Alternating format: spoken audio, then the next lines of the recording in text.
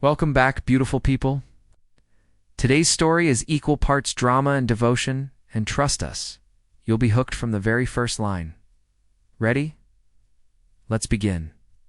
Asterisk 7 years. 7 years of private investigators, facial recognition software, and sleepless nights staring at surveillance footage from every hospital between Denver and the Canadian border. Dominic Hawthorne pressed his forehead against the rain-streaked window of his penthouse office. Watching Seattle's skyline blur through the storm, lightning illuminated his reflection, a man who had conquered Silicon Valley but couldn't find a woman who had saved his life. The memory burned as fresh as the scar above his left eyebrow, her gentle hand stitching his wounds by candlelight. The way she'd whispered his name like a prayer. How she'd vanished the morning after he'd held her, leaving only the faint scent of lavender on his pillow and a business card crumpled in his fist. Mr. Hawthorne. His assistant's voice crackled through the intercom. Your car is here for the hospital dedication. The irony wasn't lost on him. Hawthorne Medical Center HIS's latest philanthropic venturo is being dedicated tonight. Another attempt to honor the memory of a woman whose real name he didn't even know. Dr. Montenegro had been an alias he'd discovered. No medical license, no employment records, no trace of her existence beyond those 3 days that had changed everything. The dedication ceremony buzzed with Seattle's elite, their champagne glasses catching the light from crystal chandeliers. Dominic moved through the crowd like a ghost, accepting congratulations and praise for his generosity, while his mind remained trapped in a snow-covered cabin. He'd built this hospital hoping she might emerge from whatever shadows she'd disappeared into, drawn by the chance to practice medicine again. The emergency department is particularly impressive, Mayor Richardson was saying. State-of-the-art equipment, the finest trauma surgeons on the West Coast. Speaking of which, Dr. Patricia Wells, the hospital's chief of staff, approached, with a woman in surgical scrubs. I'd like you to meet our new head of emergency medicine. She started today, actually. Dr. Sarah Chen. The world stopped. Auburn hair pulled back in a messy bun. Those same warm brown eyes that had haunted his dreams. Older now, wearier, but unmistakably her. She stood frozen, a champagne flute trembling in her hand as recognition dawned across her face. Dr. Chen comes to us from Denver General, Dr. Wells continued, oblivious to the electric tension crackling between them. 15 years of emergency medicine experience. We're lucky to have her. Lucky. Dominic's heart hammered against his ribs as Zara Sarayda name she wore, now stared at him with a mixture of terror and longing that mirrored his own. Dr. Chen, he managed, his voice rougher than intended. Welcome to Seattle? Her lips parted slightly, and for a moment he thought she might speak, might explain. Might bridge the chasm of 7 years with words that could heal or destroy him.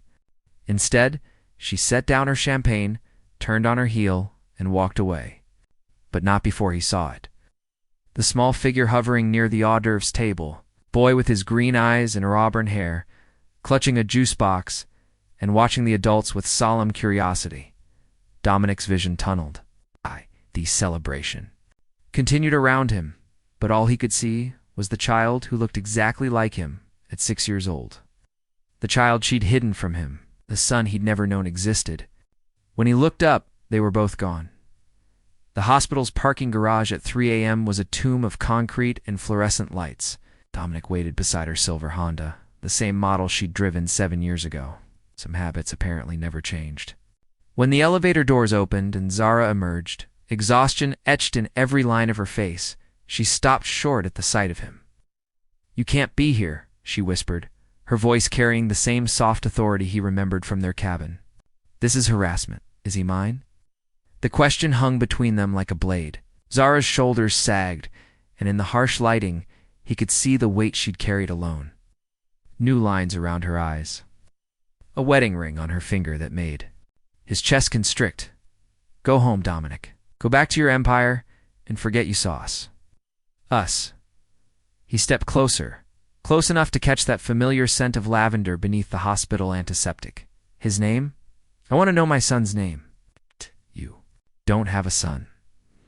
But her voice cracked on the lie. Oliver. The name came from the security footage his people had already pulled from the hospital's cameras. Oliver Chen. 6 years old. Born 9 months after you left me in that cabin. Zara's composure shattered. You had me investigated. You violated my privacy. You violated everything when you disappeared with my child. The words came out harsher than he intended, but 7 years of suppressed rage finally had a target. I had a right to know. No, she fumbled for her keys, hands shaking. You had a right to your life, your clean reputation, your billions. I gave you that. I never asked for it. She whirled around, eyes blazing, didn't you? That morning. In the cabin, you were already planning your return to the spotlight. Your board meetings and your stock prices and your perfect image. I saved you from scandal. What scandal? A relationship with a doctor? The laugh that escaped her was bitter and broken. I'm not who you think I am, Dominic. I was never Doctor Montenegro. That woman existed for 3 days in a snowstorm, and she was the best version of myself I'd ever been. But she wasn't real. Before he could respond, a small voice echoed through the parking garage. Mom? Oliver appeared at the elevator, clutching a Spider-Man backpack and looking between them with intelligent green eyes. The resemblance was devastating up close. It's the same stubborn jaw, the same way of tilting his head when confused. You're supposed to wait upstairs, Zara said gently. But her protective instincts were already shifting her body between Dominic and their son. Who's the man, Mom? Dominic knelt down slowly, bringing himself to Oliver's eye level. The boy studied him with the same analytical intensity Dominic recognized from his own childhood photos. I'm a friend of your mother's, he said carefully. From a long time ago? Are you the reason she cries sometimes when she thinks I'm sleeping? The innocence of the question was a punch to his solar plexus. Zara made a small, wounded sound. Oliver, get in the car, she said. And I want to talk to him. He has the same eyes as me. Now, Oliver. The boy's face fell, but he obeyed. As soon as the car door closed, Zara turned back to Dominic with desperate fury. Stay away from us. I won't let you destroy his life like you would have destroyed mine. What are you talking about? She pulled out her phone, fingers flying. Over the screen, within seconds, his phone buzzed with an attachment. When he opened it, his blood ran cold. News articles from 7 years ago? Headlines screaming about a botched surgery, a dead senator, and a disgraced surgeon named Dr. Zara Chen. Now you know, she said quietly. Dr. Montenegro was a ghost. A woman running from the biggest medical malpractice scandal in New York. History. The woman who killed Senator Caldwell on live television while the world watched. The pieces clicked into place. Her reluctance to talk about her past, the shadows that had crossed her face when he'd praised her medical skills, the way she'd flinched from his offer to bring her into his world. You didn't kill him, Dominic said slowly. I remember this case. The investigation cleared you. But the investigation cleared me. Public opinion crucified me. Death threats, Dominic. People wanted me dead. And if they'd known about Oliver, if they'd known Senator Caldwell's killer had a child with a tech billionaire, ... She shuddered. I couldn't let that happen to you, or to him. So you hid my son from me. You hid my son from me. Because you were afraid I protected him from me, from my past. From the stain I carry everywhere I go. Tears were streaming down her face now. And I protected you from the scandal of being associated with me.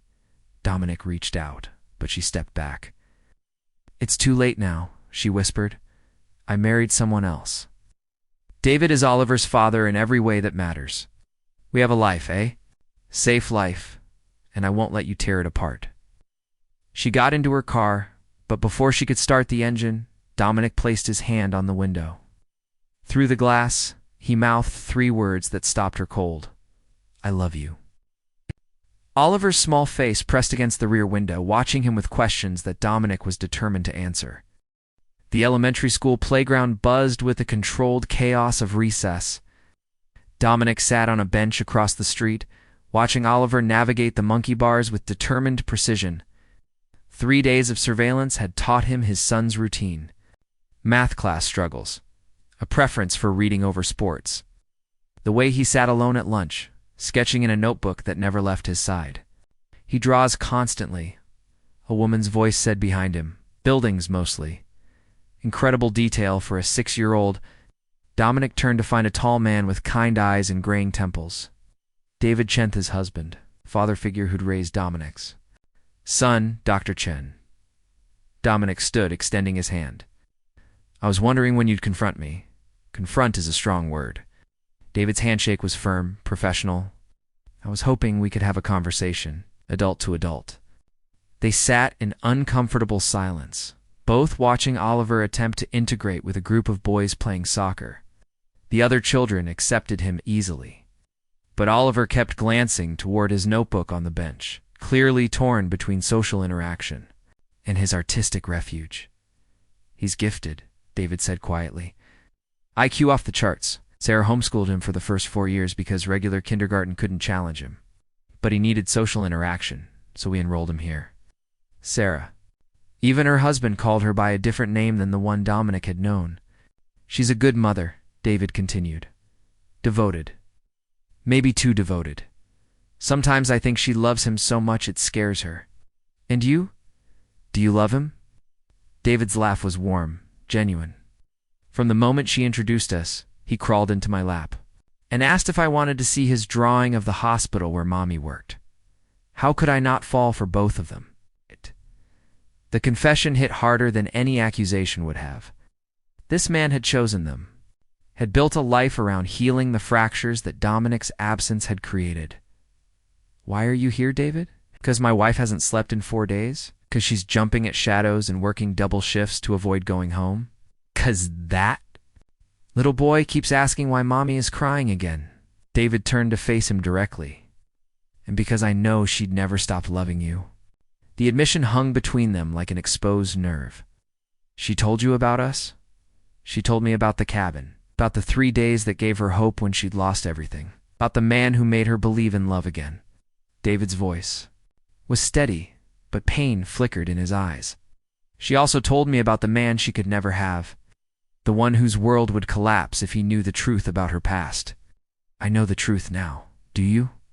Do you know that she changed her name 3 times before settling on Sarah? That she worked as a veterinary assistant for 2 years because no hospital would hire her? Do you know she attempted suicide when Oliver was 18 months old? Because the guilt was eating her alive. Dominic's world tilted.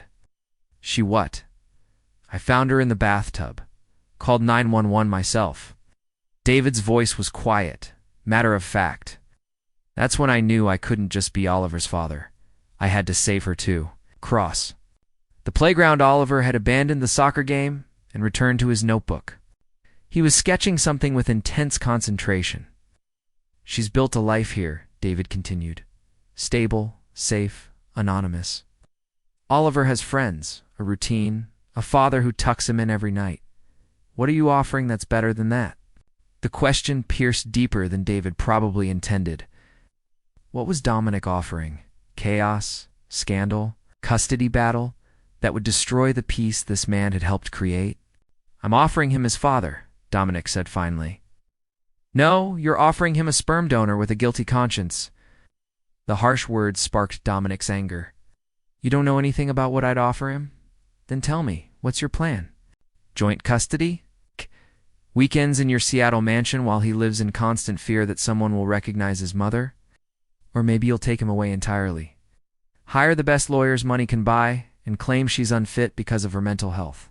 History? Dominic stood abruptly. I'm not the monster you're painting me as. I'm not painting you as anything.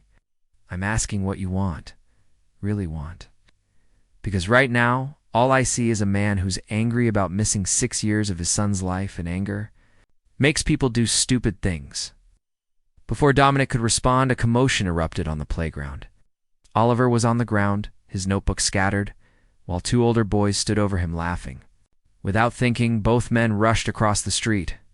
That's enough, David said firmly, positioning himself between Oliver and the bullies. His voice carried the authority of someone accustomed to diffusing crises. But Dominic was already kneeling. Beside Oliver, helping him collect his scattered drawings. Up close, he could see what his son had been sketching. Buildings, as David had said. Hospitals. Detailed, precise drawings of emergency rooms and surgical suites. "These are incredible," Dominic whispered.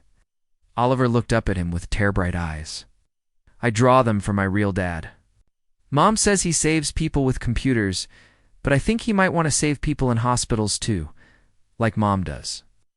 The innocent words shattered something inside Dominic's chest. This child had been drawing pictures for a father he'd never met, had created an entire fantasy around a man who existed only in his imagination. "Oliver," David said gently, "we should go home. Your mom will be worried."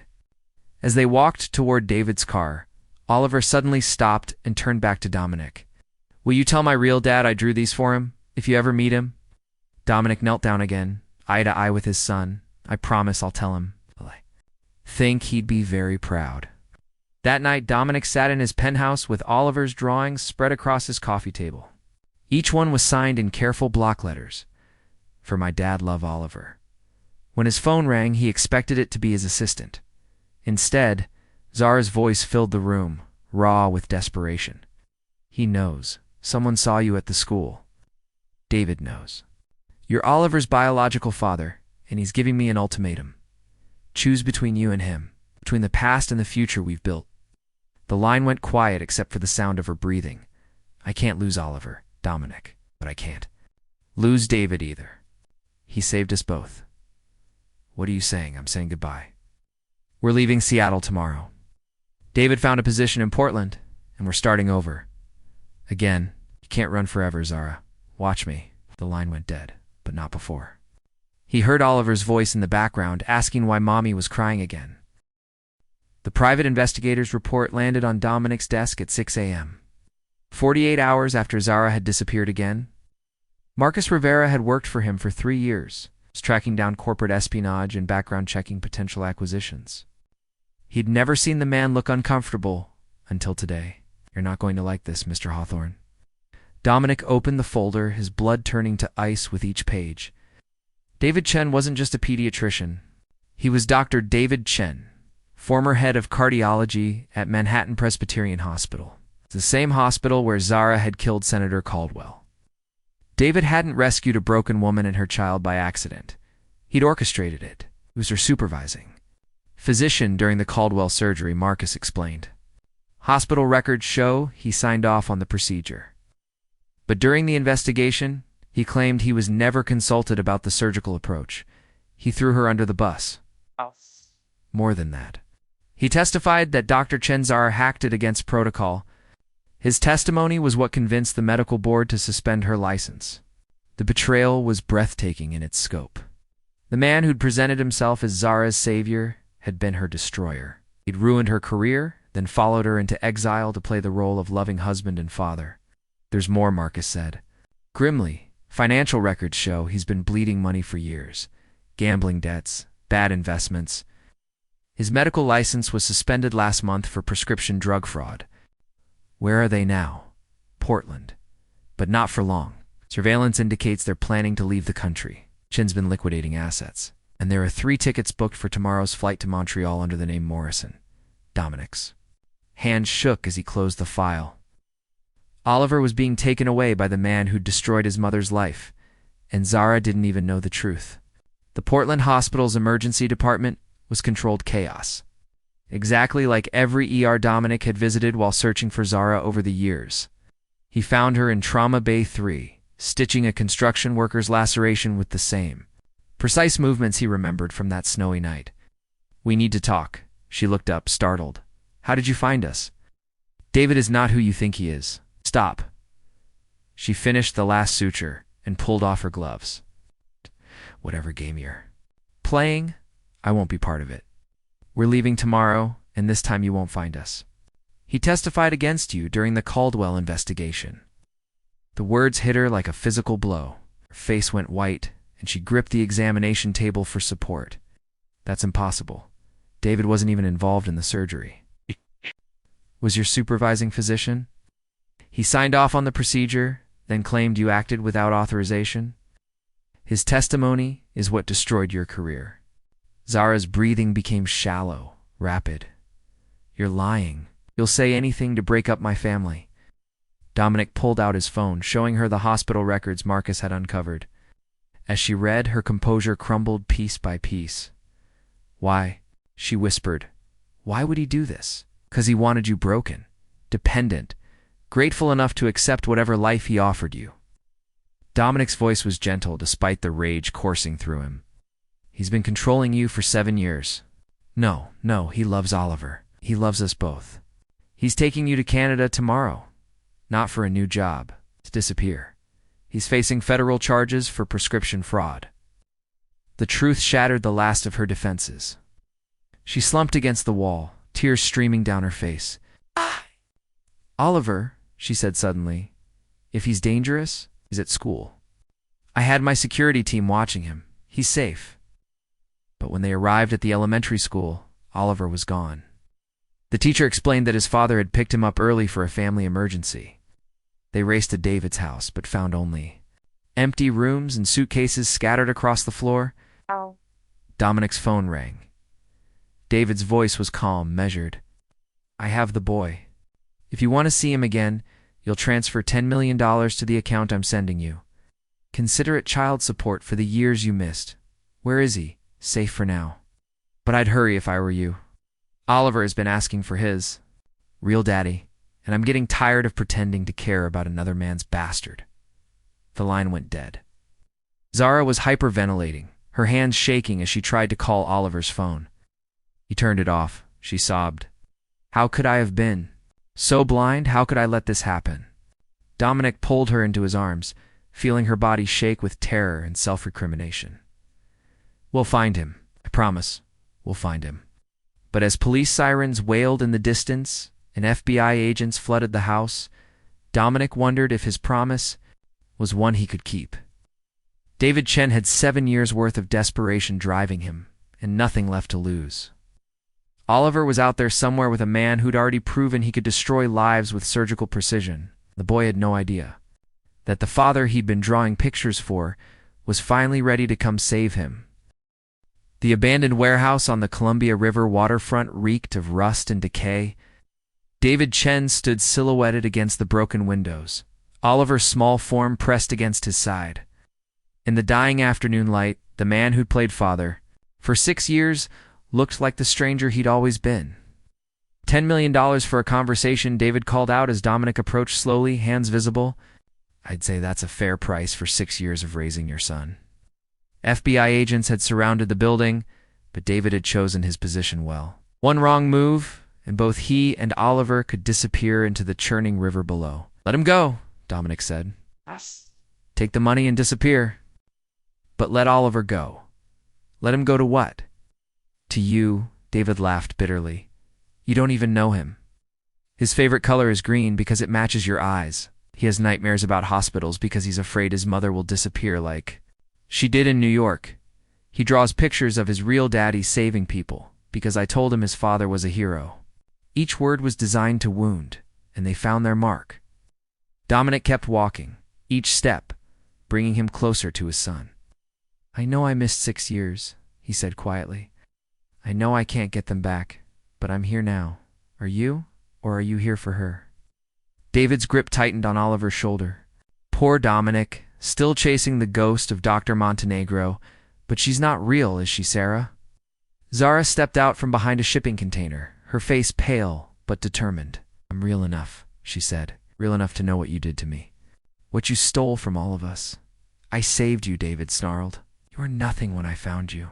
Broken, suicidal, unemployable. I gave you a life. You destroyed my life first, Zara replied, moving closer. You sabotaged the Caldwell surgery. I reviewed the records Dominic found.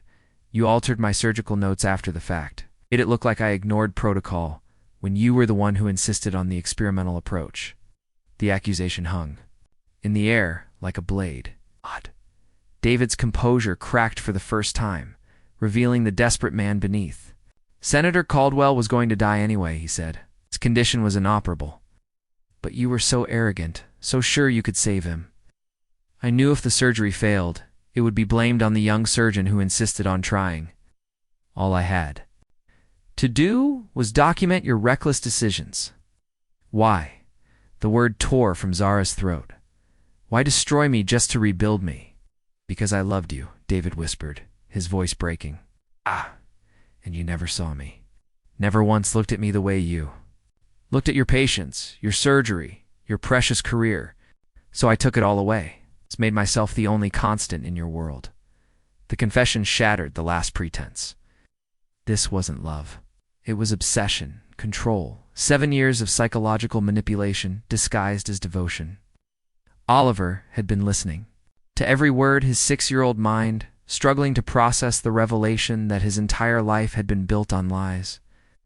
When he looked up at David, there was no recognition left in his green eyes, only fear. "You're not my daddy," Oliver said. Quietly, the simple words broke David completely. His grip loosened, and in that moment of weakness, Dominic moved. He tackled David around the waist, both men crashing to the concrete floor. Oliver scrambled away, running straight into Zara's arms. The fight was brief but vicious. David had desperation, but Dominic had 7 years of rage driving him. When the FBI agents swarmed the building, they found David Chen unconscious and Dominic cradling his son for the first time. "Daddy," Oliver whispered against Dominic's shoulder. "Are you really my daddy?" "Guess," Dominic said, his voice thick, with tears he'd held back for too long. "I'm really your daddy, and I'm never going away again." 6 months later, Dominic stood in the surgical observation deck of Hawthorne Medical Center, watching Zara work in the trauma bay below. Her hands moved with the same confident precision he remembered, but there was something different now. Peace, perhaps. Or maybe just the absence of fear. The medical board had quietly reinstated her license after reviewing the evidence of David's manipulation. The media had painted her as a victim rather than a villain, though she still flinched at unexpected attention. Some scars took longer to heal than others. "She's good," Dr. Wells commented, joining him at the window. "Better than good. The staff adores her, and her patient outcomes are exceptional." "She always was exceptional," Dominic replied. Appeared beside him, pressing his nose to the glass. At 6.5, he was tall for his age and startlingly articulate. The trauma of David's betrayal had left marks, but children were resilient, especially children who finally had both parents. "Fighting for them. Is Mom saving someone again?" Oliver asked. "She's always saving someone," Dominic said, lifting his son to his shoulders. "That's what she does. It's like how you saved me from the bad man." Dominic's throat tightened. "We saved each other." Below them, Zara looked up and caught sight of them watching. She smiled, the first genuinely happy expression he'd seen from her since the cabin. It was worth 7 years of searching. That night, after Oliver was asleep in his new room in Dominic's penthouse, Zara found Dominic on the balcony overlooking Elliott Bay. The city lights reflected on the water like scattered stars. "I've been thinking about the cabin," she said, settling beside him on the outdoor sofa. "Good thoughts or bad thoughts? True thoughts?" She leaned against his shoulder, solid and warm. "Those 3 days were the only time I've ever been completely myself. No past, no future, no expectations. Just us in that moment." "We could go back," Dominic suggested. "I bought it, actually. Had it restored exactly as it was." She laughed, the sound like music after years of silence. "Of course you did. I thought maybe we could make new memories there, the 3 of us this time." Zara was quiet for a long moment, watching the fairy lights traverse the dark water. "I'm scared," she admitted finally. "Not of you, not anymore, but of hoping too much. Of believing this could really work." Dominic turned to face her, cupping her face in his hands the way he had that last morning in the cabin. "I spent 7 years looking for you," he said. 7 years believing in something I couldn't even name. If that's not hope, I don't know. What is? When she kissed him, it tasted like forgiveness and possibility and all the tomorrows they'd been denied. In the distance, Mount Cascade rose against the star-filled sky, still crowned with snow despite the changing seasons. Some storms destroyed everything in their path. But sometimes, if you were lucky, they brought exactly what you needed to survive. Oliver's voice drifted from his bedroom, talking in his sleep about drawing pictures of his family. His real family, finally whole.